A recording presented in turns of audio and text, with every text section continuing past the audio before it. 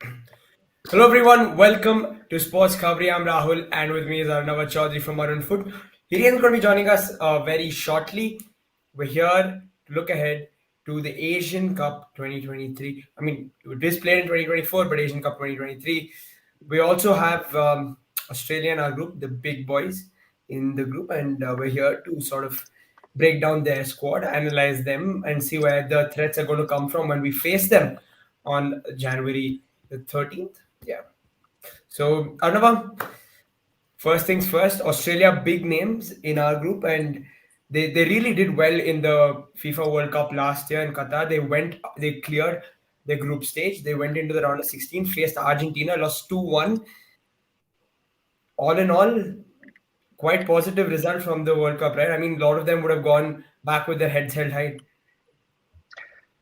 Yeah, I mean, Graham Arnold, the head coach, has put together a good quality 26-player squad, even though there's some big names, I would say, missing due to different reasons, and therefore, let's see what happens. But I would think that Australia is going to be one of the big ones in this competition who could go on actually to win the AFC Asian Cup. Okay. Very interesting. Arnava. I mean, they still have a fair bit of competition. South Korea, Japan. Yeah. Who are your favorites sort of going into this tournament? If you had to pick one outright favorite. I think there is no outright favorite. I think that Qatar will be strong. They're playing at home. They're the defending champions. They won it in 2019 in the United Arab Emirates. I think the Saudis have done quite well. I mean, we talk about the Saudi Pro League and all these star signings, but I think that they have done well for themselves as well. You've just mentioned Japan, South Korea, not China.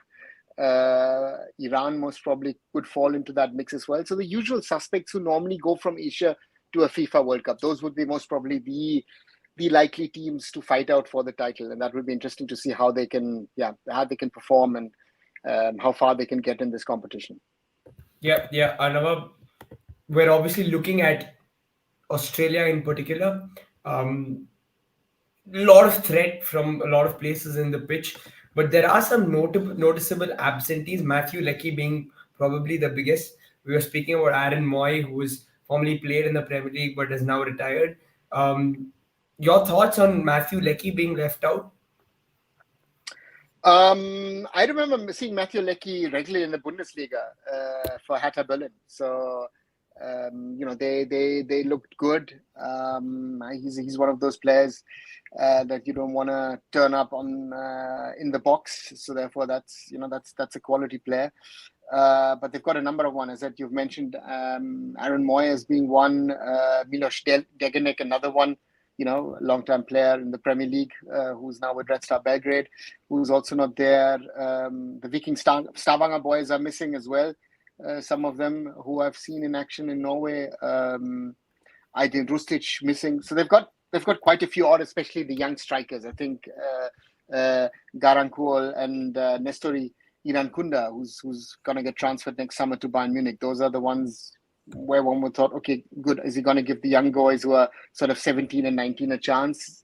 The coach has decided against it. He's going rather a little bit for experience.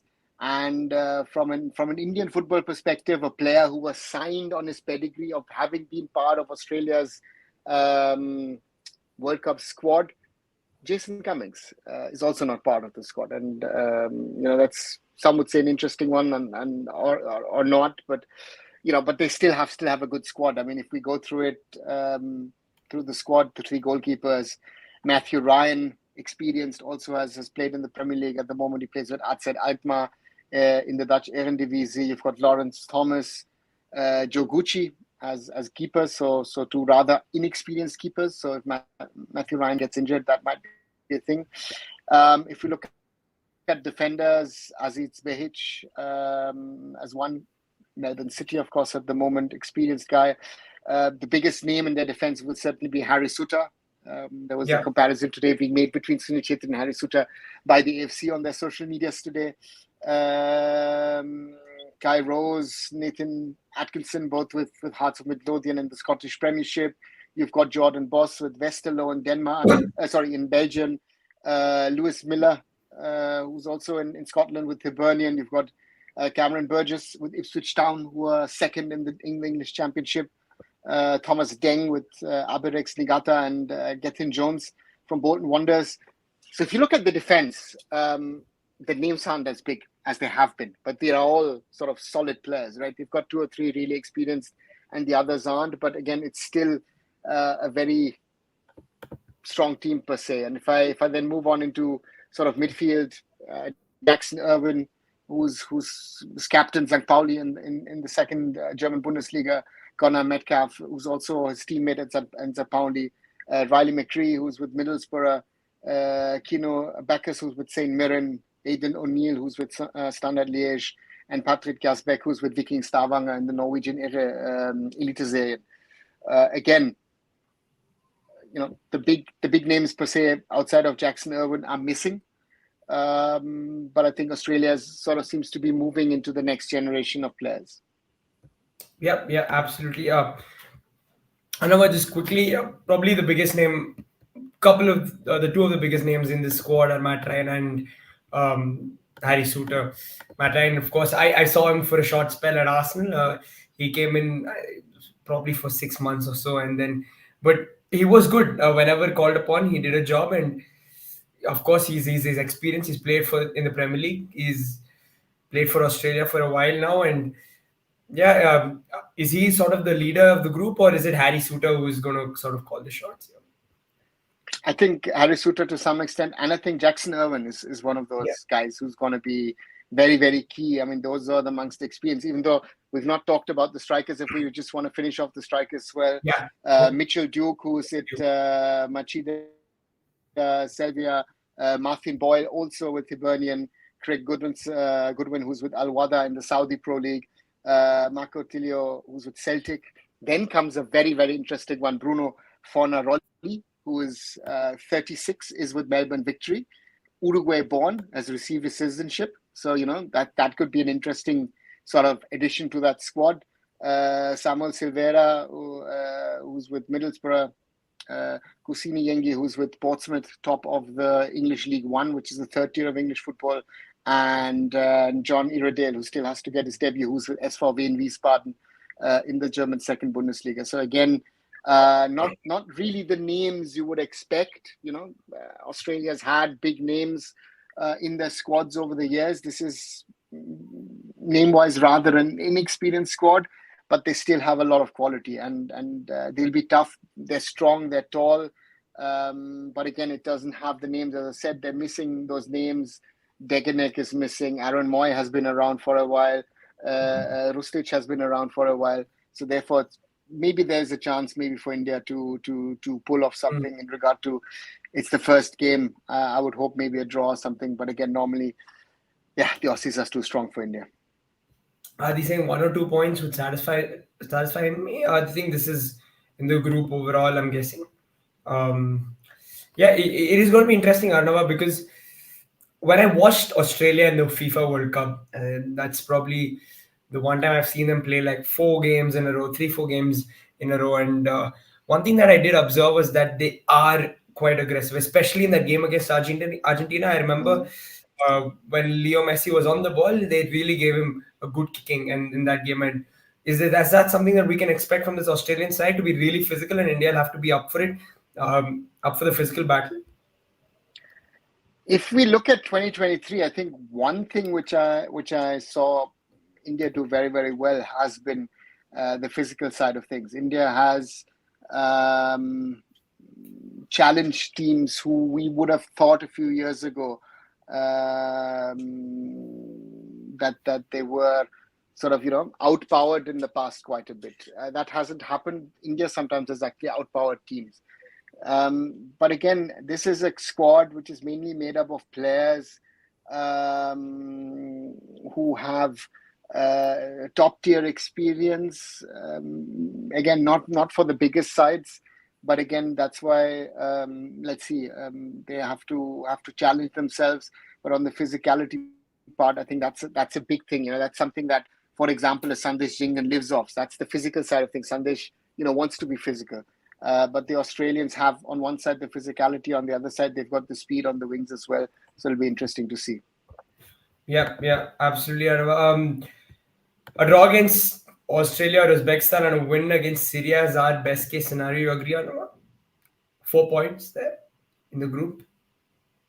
You can get 4 points. That's sensational. I think Yeah. So it's not even best case scenarios. It's at the moment. Let's be honest. That's an unrealistic scenario. So let's try and get the best result. I'm hoping for the best, but getting a point against Australia or Uzbekistan looks very, very tough in my opinion. Fair enough. Good. Pandita, Manveer start in place of Chetri and Changte, just to give you that extra physicality, or I mean, of course, you have to play your best 11, so that's out of the window. Again, that's the point. I think we've discussed it a few times over the last few days. I don't see Sunil starting off the bench. I think Sunil as a captain needs to be if Sunil is fit 100%, Sunil needs to be on the field. And about Changte Manveer, I think also the question is how fit is Manveer? Manveer is coming off an injury, hasn't played much for Mohun Bagan as well.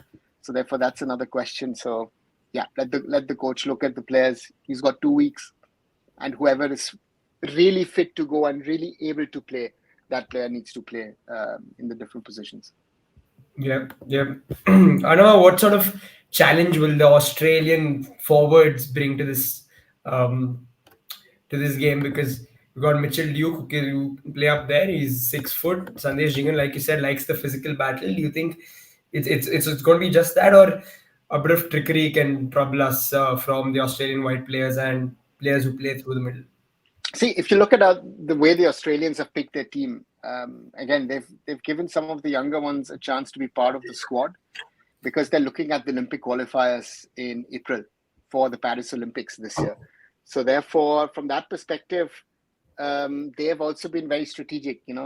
Key players are there, but they're bringing in some of the younger ones who are part of their under-23s to prepare them for bigger challenges ahead. So therefore, that's the interesting part at the moment in this whole situation that we have is that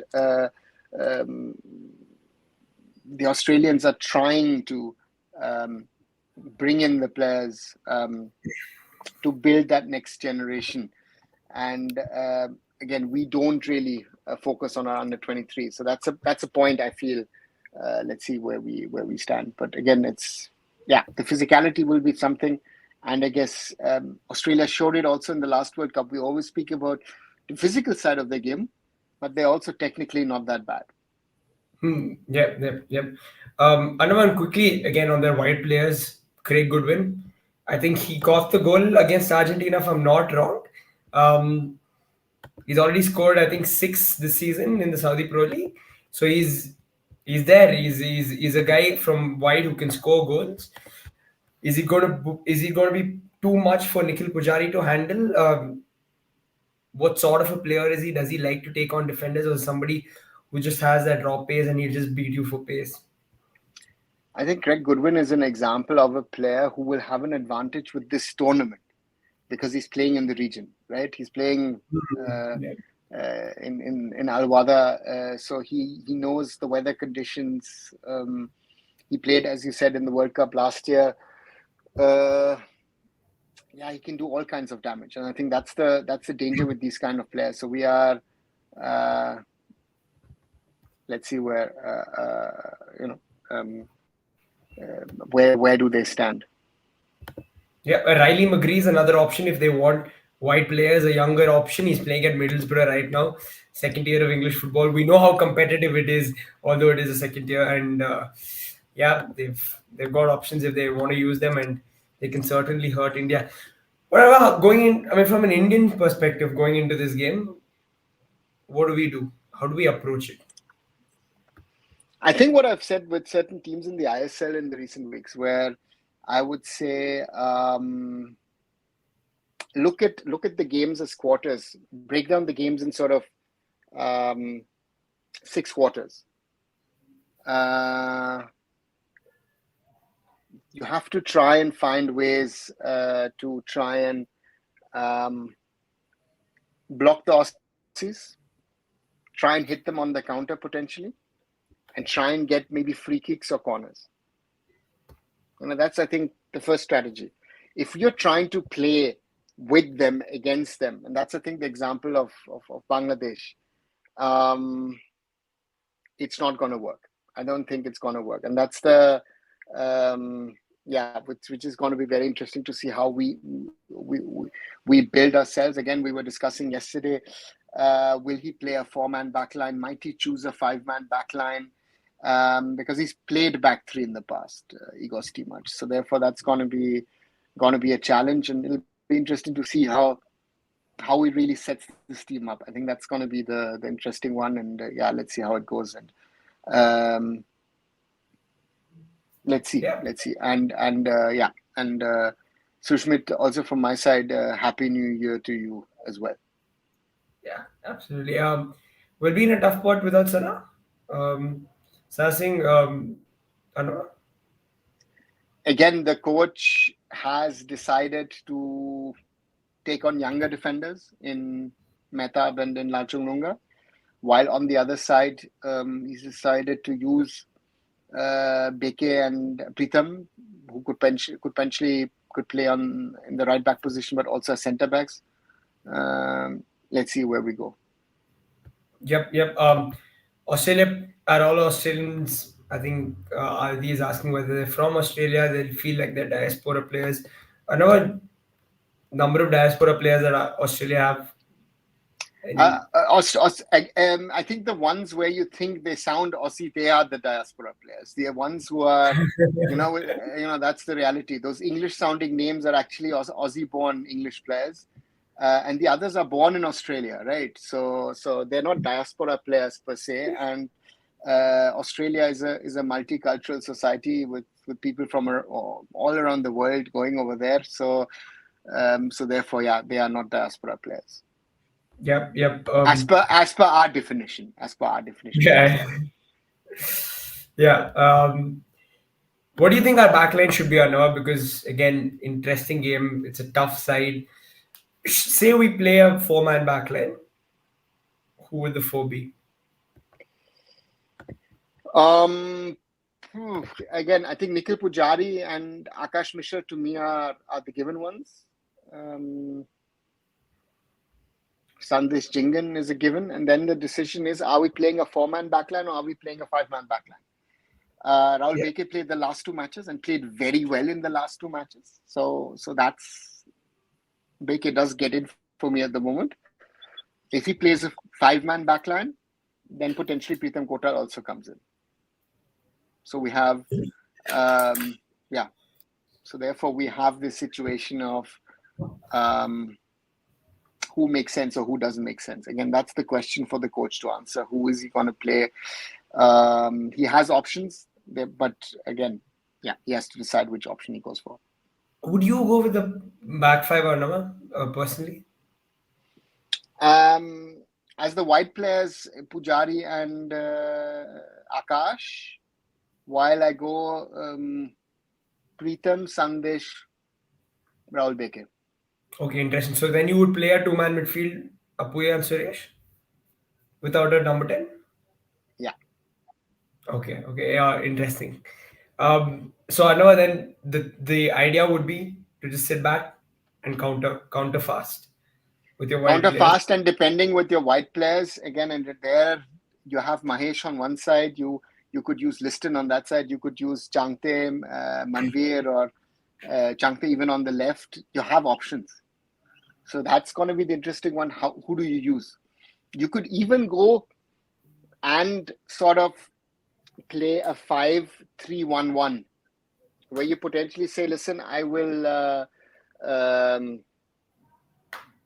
you put in maybe even a Deepak Tangri, put in a second blocker, and leave it up to Sunil +1 to do the damage up front. So again, the coach has to find the right options, I guess, which makes sense for him to play the system which works for him. I think that's the question for Igor Stimac, to find to play around and find the right system with which he can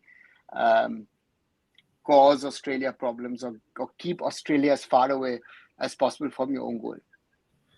Yeah, then if this is the system that we do employ, then the question of an attacking midfielder is out of the window. So Brandon or Thapa doesn't matter, right? Yeah, Yeah. to me, So yeah. yeah, absolutely. So that means this is what Arna was expecting, a sort of defensive approach, and then we hit hard on the counter, and possibly take our chances when they come. Um, Again, Arnav, goalkeeper pretty straightforward for you because I know we spoke about it yesterday, but Gurpreet or At, Amritsar at the is moment, at the um, moment for the first game, certainly Gurpreet, and then let's see. Um, it's not. It's we'll have to wait and see what the coach then decides. yeah, and we're not expecting India to play any sort of keep the ball football and stuff like that against Australia. It's Do you expect them to sort of go long, go direct from minute one?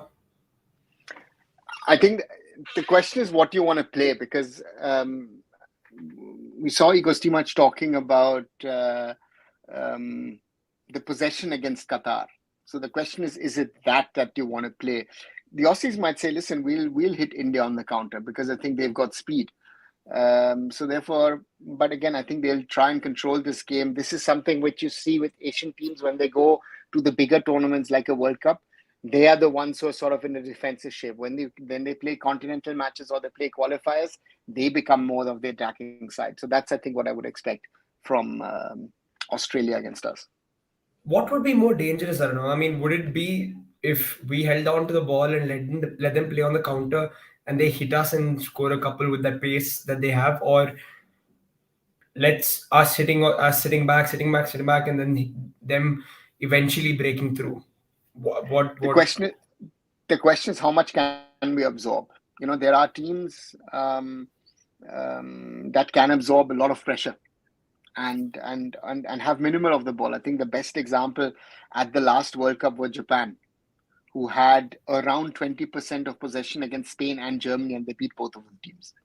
So therefore, and when they had to themselves control the ball in the match, they had their problems, and that's the challenge that you have.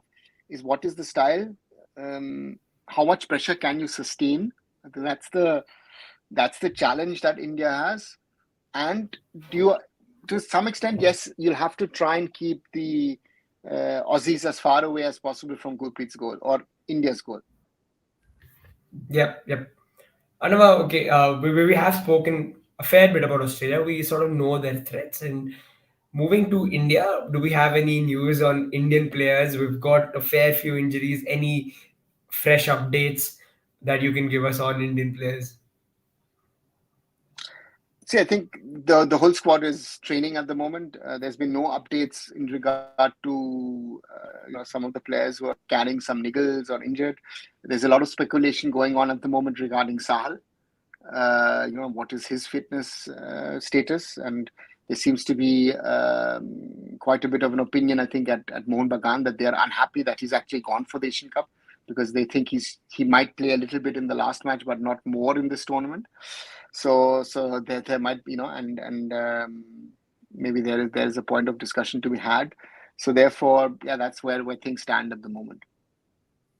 Anavan, on Sahal, are we sure that he's going to miss the first two games, or what does it look like? See, that's the point of speculation at the moment. It depends on the recovery, but what seems to be sure at the moment is that he's not going to be part of the first match. That's 100% given. And from what I understand is I think Sahal might also miss the second match. Again, that's the status on the 2nd of January 2024. Recovery can be faster, recovery can be slower.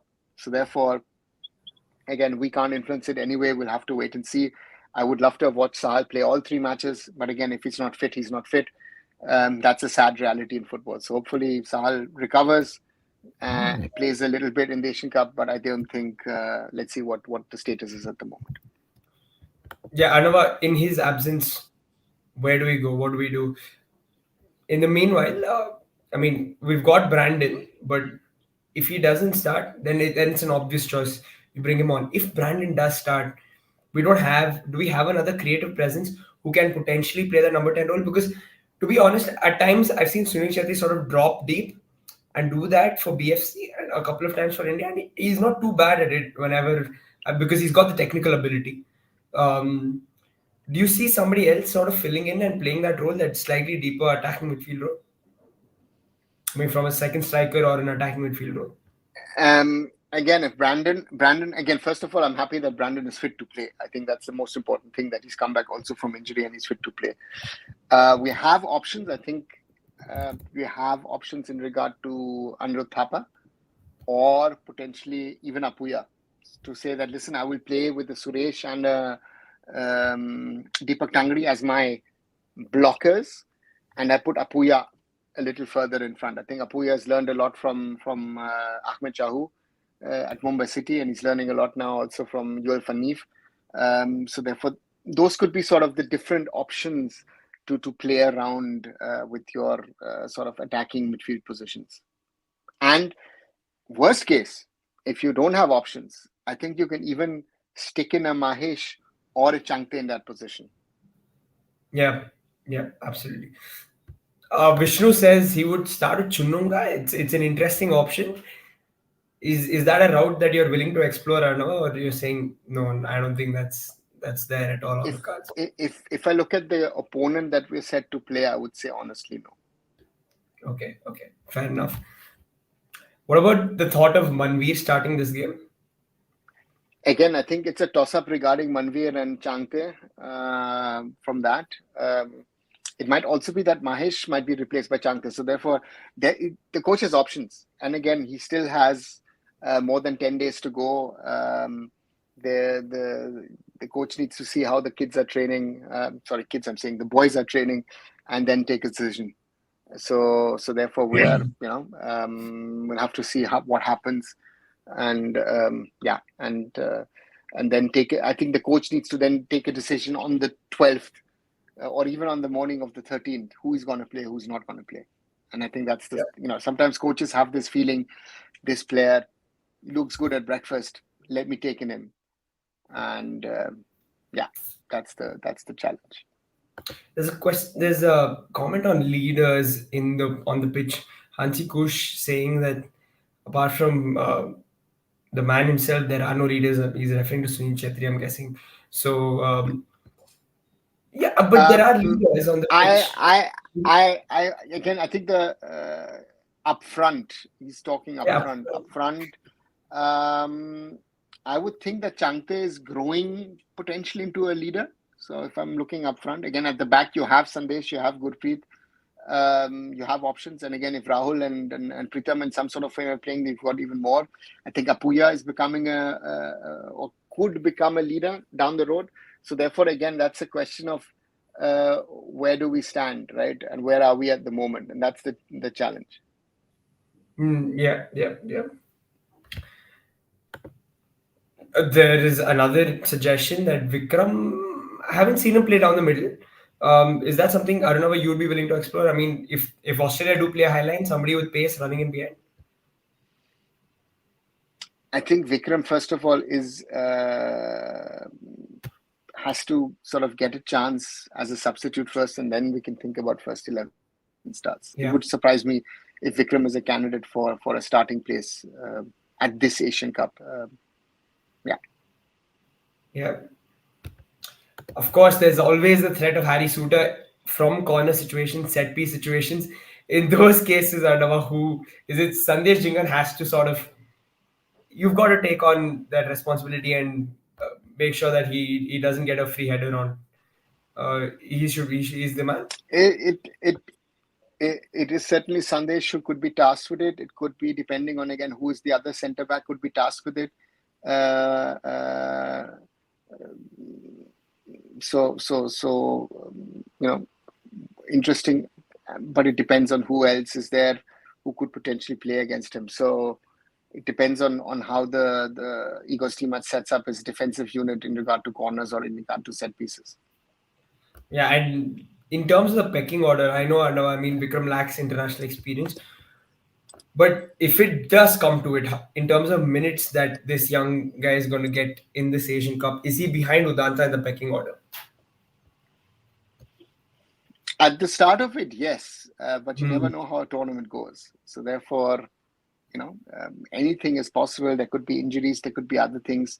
So I think we'll have to wait and see what kind of time, if at all, Vikram gets in this tournament. Yep, yep. Fair enough. Abhishek saying that India need to nullify the threat from wings because Australia scored 4 to 5 goals from crosses in wide positions against Bangladesh. Of course, Nikhil Pujari and Akash. I don't know again. Like I come back to this wide players topic because I've seen when we did play Malaysia, we did struggle when we had there were tricky wingers to sort of play against. How do you see Nikhil and Akash faring against the wide players? I think if you look at the Malaysia game, I think Indian defense was all over the place, and it's not only defense but also defensive midfield. That was the Hmm. main problem in that game, right? We were open like anything, and they literally cut through like they went the Malaysians went through like it was like Swiss cheese, right? And we had gaping holes. Australia is a different kind of football, and the physical side of it is going to be very very important. But that's the challenge that I think we have in general, and it's the wingers will also have some. The attacking wingers also will have to drop back. So that's the important part in this whole scenario, that that the team just doesn't um, stay in positions, but the attacking players on the right and the left actually drop back as well to help the right backs and the left backs. Yep, yep. Igor Stimac makes a very interesting point, Anu. I mean, saying that sometimes winning aerial duels is not important. You just have to make sure that it's not easy for the opponents, which I've seen sometimes. You see sometimes you see players just the shorter ones just putting the bigger, taller defender or striker off just enough for them not to get a clean header on the ball. And sometimes when the opponents are much bigger than you, is this sort of the tactic to employ? To just sort of give them a little bit of a nudge to put them off. It is one of the many points that you can sort of use it to your advantage. Uh, um, Again, we will have to be sometimes also smart. So therefore, yeah, let's see how we do it. I think the Aussies are physically. Uh, Aussies have always been physically a strong team. I think one of the strongest in Asia. So from the physical aspect, we'll be unable to play it, and they're smart with their physicality, I think, and that's where we have to be seen how we can utilize it for our own purposes. Yeah, yeah. Fair enough. Fair enough. I know. Okay, guys. Yeah, that's we did sort of discuss India, and we have also spoken about uh, what India's sort of preparation is looking like. A little bit of an update on Sahal. We don't quite know whether he's going to make it for both the two group games. At least we know he's out of the first at least. And yeah, it's going to be interesting. Before we wrap up, Arnava, should India slow the game down against Australia? That's one tactic that we should employ and kill as many minutes as possible. Um, could be a strategy.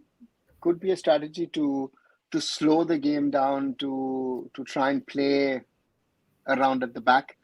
But we don't have the players for that, to play Yeah, around the back, right? So that's my concern, that at some stage the defenders will get panicky and then throw in a long ball and we've lost the ball. So that's where you Apuya, um, Suresh have to then take charge of things, and that's the question, if they've got enough people around them to slow down the game. yeah. Going to be very interesting. I completely agree. I think Apuya, if anything has to happen through midfield for India in the build-up, it has to come through him, and he's sort of going to be that calming presence in midfield, and hopefully he can do it, and hopefully he can surprise all of us. And yeah, you never know in football. But yeah, thanks Arnava. Thanks everyone for joining in the chat. It's been good. We've spoken about Australia, our first game. It's going to be a lot of fun, and watch out for the next couple of days because we're going to do an analysis on Uzbekistan and Syria as well. So yeah, thanks everyone in chat. Please like and share these videos. Subscribe to the channel. Sports Khabri, Arun Food, Curious Harry, and Indian Food and Football. We'll be back. Good night. Thanks everyone. Good night everyone.